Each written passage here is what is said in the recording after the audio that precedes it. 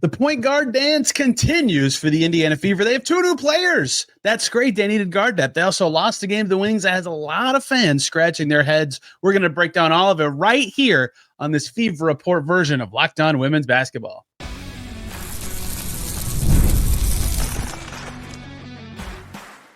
You are Locked On Women's Basketball, your daily podcast on women's basketball. Part of the Locked On Podcast Network, your team every day. What's up, everybody? Happy Friday, and welcome to Locked On Women's Basketball, our Fever Fridays / Fever Report version that we do every week, although last week it was on a Sunday because I was on vacation.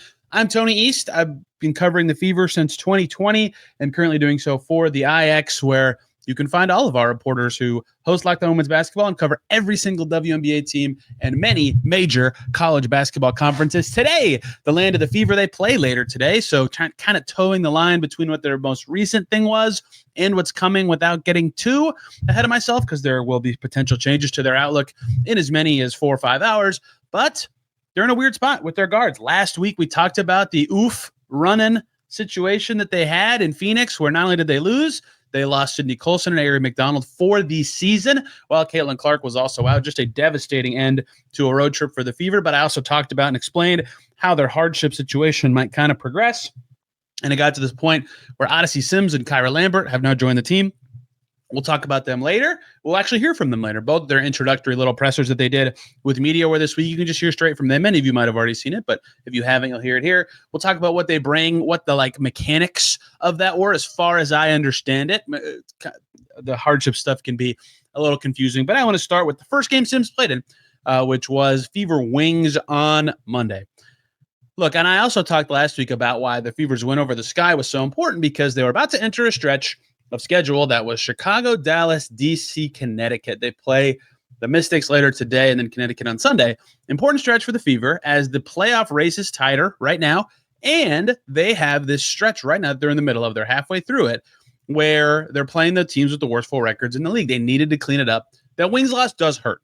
I get why. There's been a lot of emotional response to it. The Fever now in 6th place, half a game ahead of 7th, and 2.5 games ahead of the final playoff spot, which is wider, or as wide as their gap between the 4 seed and Phoenix also, who is 4 plays later today. Right, they're right in the middle of that home court versus first-round opponent battle. They've got to focus on making the playoffs first, and that's why losing to the Wings hurts so much. So I understand why there's been a lot of emotional reactions to the game. And the Fever played bad, right?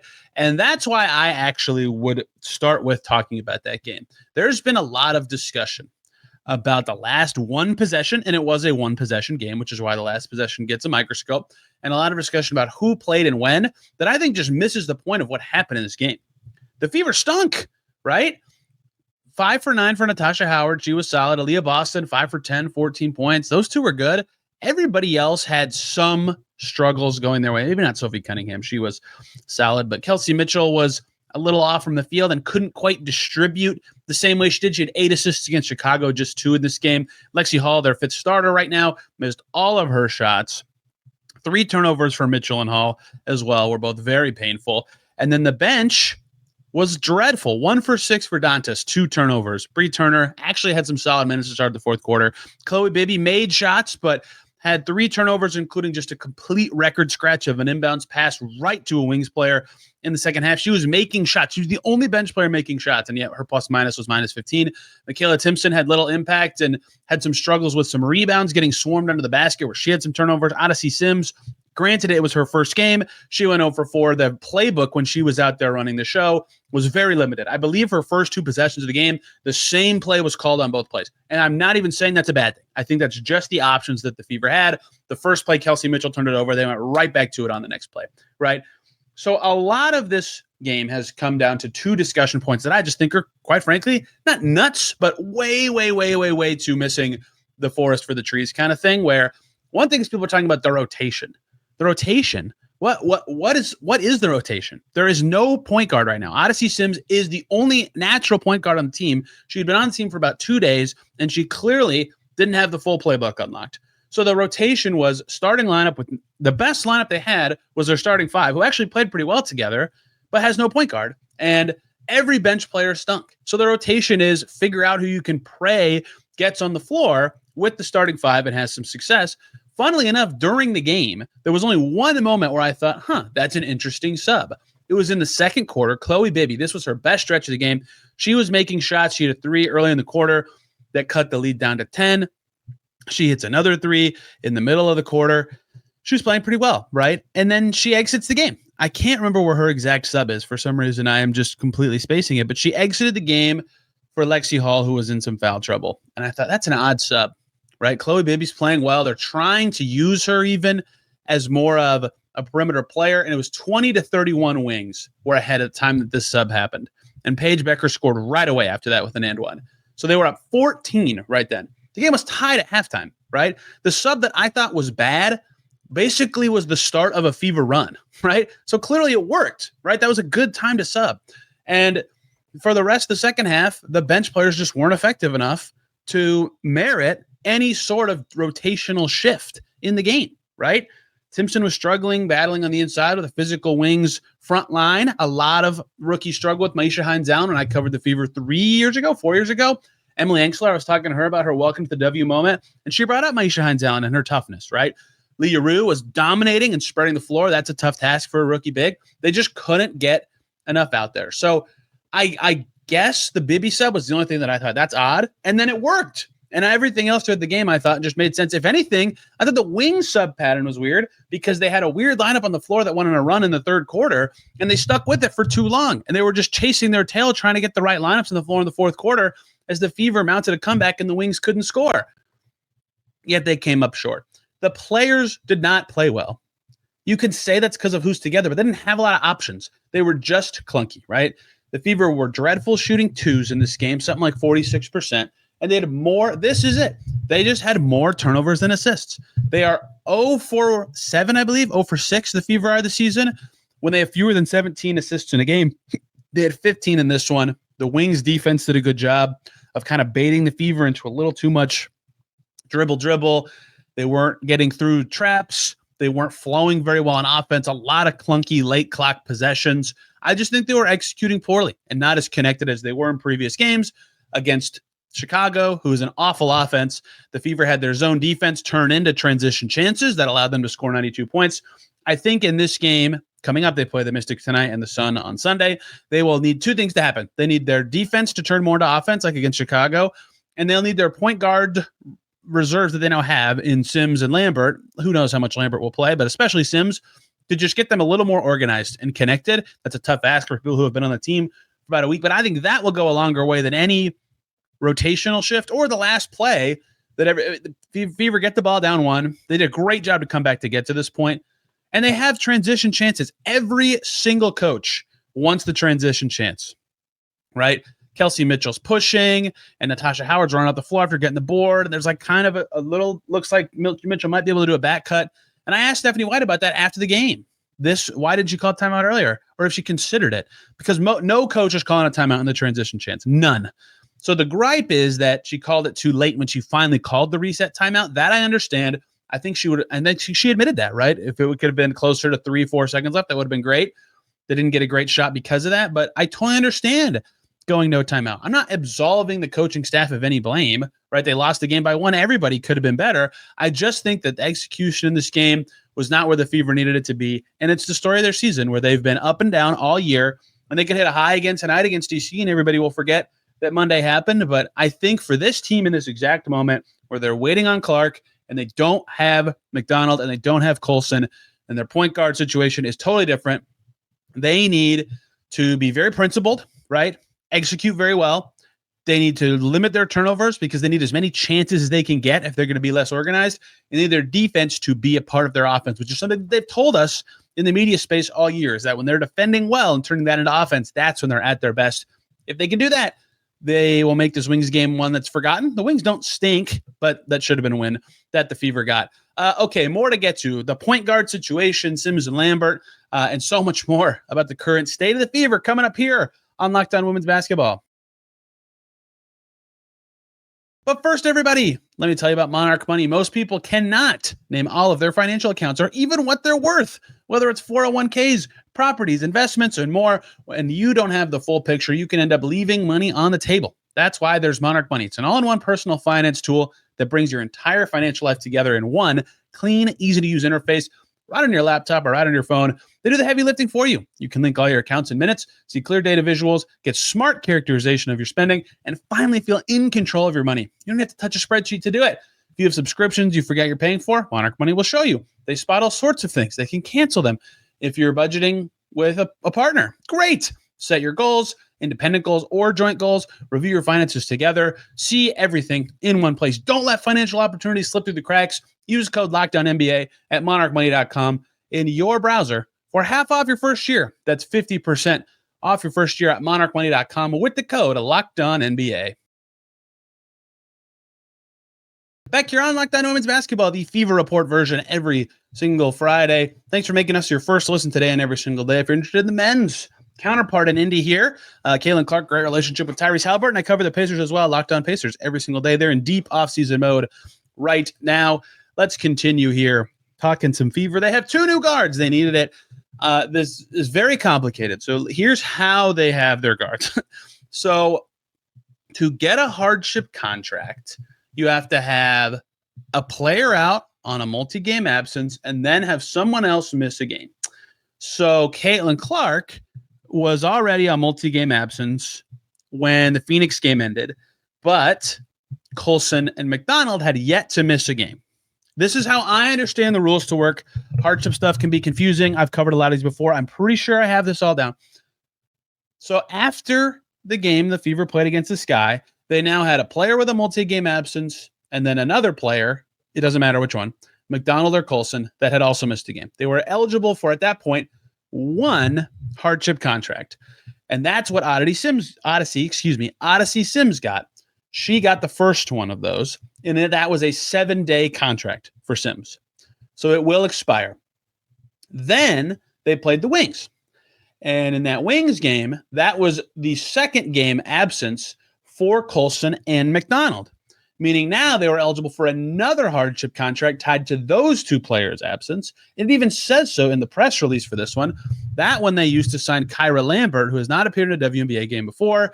But if you look back at the press release the Fever signed, it literally says the Fever qualify for the roster spot due to the injuries to Sydney Colson and Ari McDonald, which means Sims' hardship is not tied to those two players. It's tied to Clark plus a different one of them, right? So what that means is if Clark returns during Sims' 7-day contract, she's not gonna because it's this weekend, but if that happened, Sims would have to be waived. So now what can happen, though, is after Sims and Lambert's contract expires, they can re-sign 7-day hardships, but they can be tied differently to different players.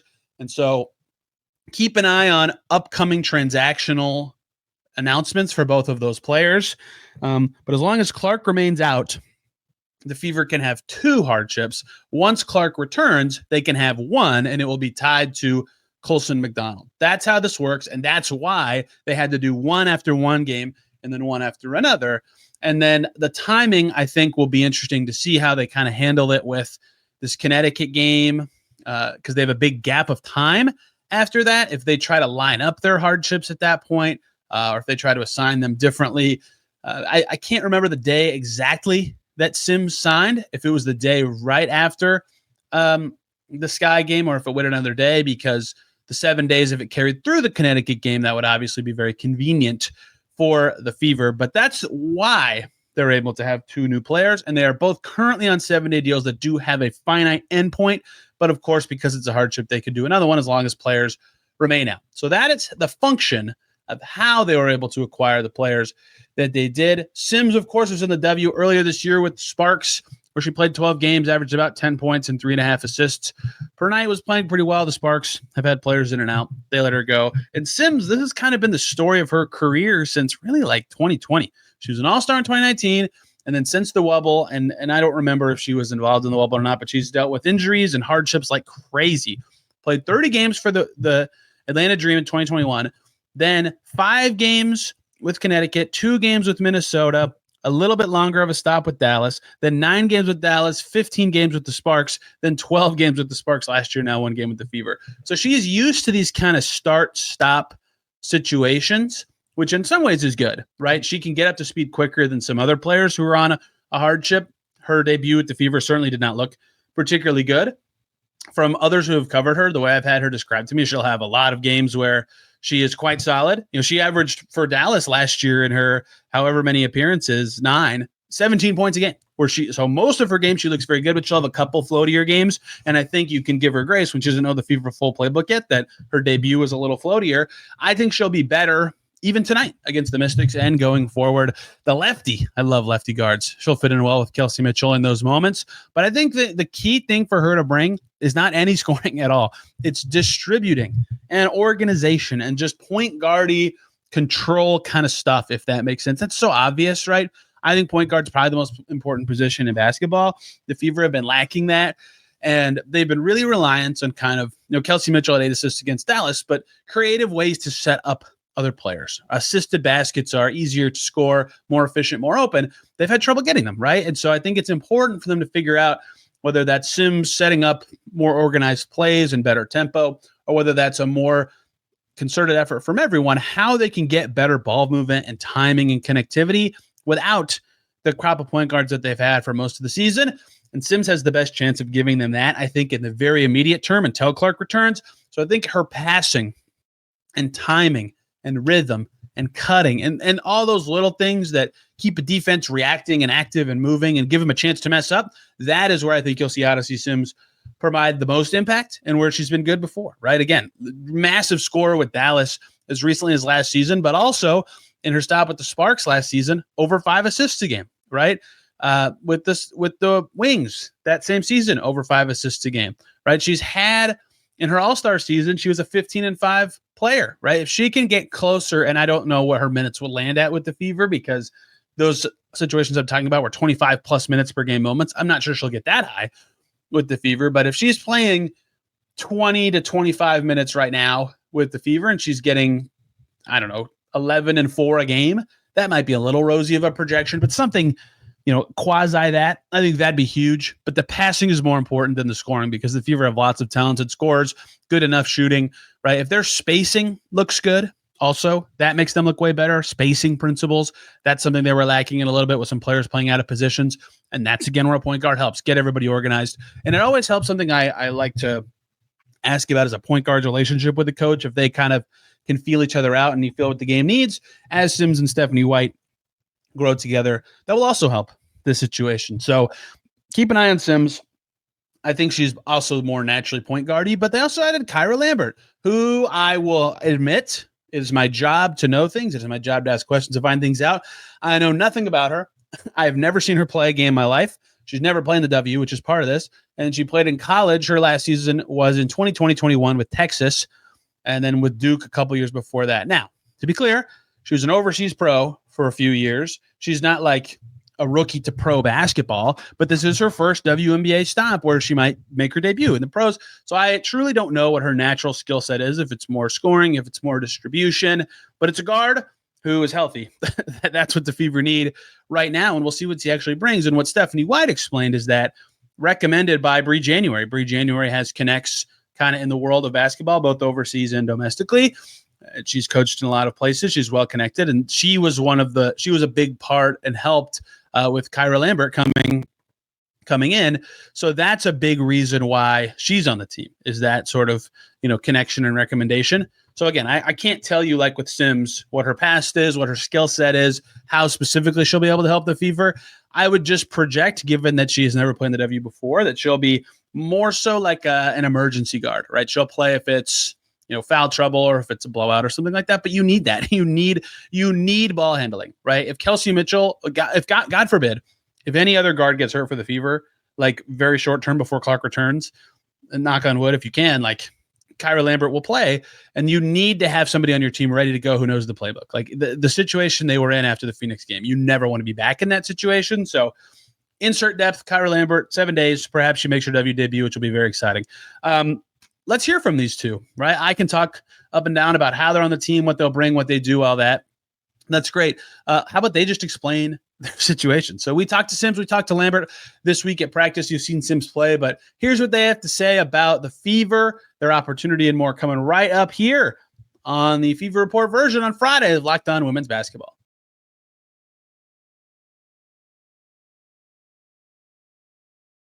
Back here on Locked On Women's Basketball. Thanks for making us your first listen today and every single day. Your second listen, Locked On NBA, to hear the latest and greatest from around the Men's Association. They have 2 shows on their Locked On NBA feed every single day. Let's wrap up where I don't talk anymore. You hear from players, and you hear from many other media members, including me, who ask them questions. We talked to Odyssey Sims earlier this week when she joined the Fever about the opportunity, how it came together, what she can bring to the Fever. And then we talked to Kyra Lambert later in the week, for me talking yesterday, for you listening maybe a couple of days prior, depending on what day. So you just hear from them. So here we go. You'll hear the interview with Odyssey Sims first and Kyra Lambert second. Here they are. When did you find out about this opportunity, and kind of what excites you about joining this group? I can't really say when I found out, but I did know I was flying here on Sunday. Just excited. I know that Indiana is a great organization, and just to be a part of it and just to be here with the great players that I'm going to be playing with, this is a great opportunity. I'm just happy to be here. What's the most important thing for you in a situation like this to just get acclimated, just to kind of get your feet under you and feel your way around the new spot here? It's not my first time just coming to a new team and coming in and just being me. The biggest thing is just doing what I do best. Playing defense, playing hard, doing whatever the team needs. Obviously, I know they've been down with the injuries. Prayers up for Sid and Ari. Love them both. But like I said, I'm excited to be here, and I'm not going to do too much. But whatever coach tells me to do, so I'm going to do and have fun and enjoy my teammates. Yeah, how much are you looking forward to this opportunity? Because there is plenty of talent here still in this team. I'm excited about tomorrow. I know Indiana has great fans, some of the best fans in the W. So I'm a little nervous just because it's going to be a lot of people. But I'm excited to play, actually put my jersey on. And like I said, to be around my teammates. It was my first day. It was great. I'm looking forward to many more great days. And like I said, just enjoying this, taking advantage of it. And the opportunity is here. So it's up to me to decide what I'm going to do with it. In what way do you see your skill set fitting in with what this group does? I think I'll be just fine. I think when you go to any team, go from one team to the next, of course it's about adjusting, fitting in, of course learning the plays. But, I think I learned pretty quick. I know this team does get out and run a lot. That's what I do like to do. So I think I'll just be just fine starting tomorrow. How does your experience pay off? You've done this a couple times and been in situations to bounce around the league a little bit. Does it ever get easier? I would just say every situation has been different in its own unique way. I think this is a opportunity situation that is unique. I can keep saying it over and over. I can't even believe I'm here right now to literally be part of the Indiana Fever Basketball Association. This is amazing. So like I said, I'm excited. You're gonna see me smiling from ear to ear, like I have been since I got here yesterday. Like I said, I just want to continue that. Pour into my teammates, let them pour into me, win, and get ready for playoffs. Playoffs is around the corner as we finish up regular season. So as long as I'm here, I'm just going to do my part, impact as best way I can, positive impact, and that's it. As a point guard, you have the ball in your hands a lot. You organize things. So that said, being new here, what's the acclimation process about learning the plays and getting everybody organized as you can? Or are they simplifying things, I'm sure, too? They're trying not to overload me with too many plays. I've learned today just the basic ones that they've been running. And we have just played where they put all their plays, so I'll be reviewing a lot today. But it's no pressure. Of course, brain fart to expected. I might call a play, it might be the wrong because I'm thinking of a different play. It's happened to me before, so I'm just going in with no pressure. Like I said, just gonna play, help them from the point guard position, and just be me out there. Kyra, when did you find out about this opportunity that'd be coming for you? Officially Monday. Yeah, Monday, so it was a pretty quick turnaround. Take me through the emotions of that day, knowing that this was coming your way and that you'd have a chance to play on a team that might need you to play right away. Yeah, no, I was super excited. It's a blessing, having the journey that I've had, and just, remaining faithful, trusting God, and doing the work, and just to see it all come back around and have this opportunity is awesome. What's this opportunity in the W mean, given all that you've worked to get to this point? Yeah. It means everything, to, again, just remain faithful and trust the process. It speaks to resiliency, it speaks to faith, and I'm really excited to be here.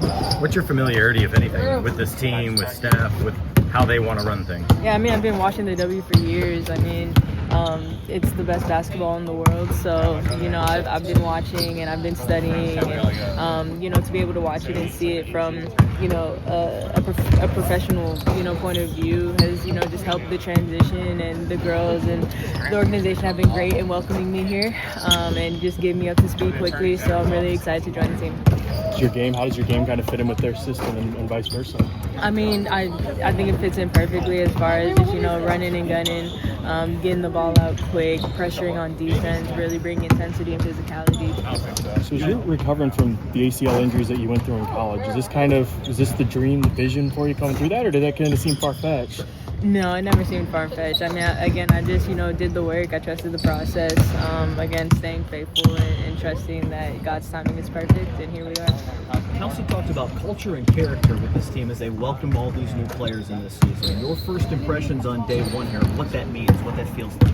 I mean, this is a first-class organization. Everybody has been so welcoming, so nice, so kind, and just everybody is here helping each other. Just, you know, the goal is to win. The goal is, you know, to get another championship. So I'm really excited to be here, and I've definitely felt the love getting here, you know, just two nights ago. So. How do you take in all the information of new plays, new teammates, tendencies, all that in such a short amount of time? Yeah, I mean, it's a part of the job. You know, you study just like people study in school. You study the playbook, you watch film, you do your due diligence as far as, you know, who you know, knowing your personnel. So, you know, again, just doing the work. Do you have any familiarity with players on the team now, your new teammates, or is this all everybody new? It's pretty much new. I mean, I've played against a couple of the players on the team from like years ago, but a lot of it's new. Hope you guys enjoyed that and today's Fever Report episode of Locked On Women's Basketball. We'll be back next Friday talking all things Indiana Fever. They have a chance. They have 2 games in between them and then 4 days off. So I'm assuming we'll be talking quite a bit about practice next week, as well as the health status of Caitlin Clark after 4 days off will be potentially a topic next week, and so much more. The point guard situation, the hardship contracts. Did they clean up 2 important games this coming weekend? We'll see you next week. And of course, every single day right here for non-Fever stuff. Locked On Women's Basketball has the latest and greatest from around the women's basketball world. Thanks for listening. We will see you so soon.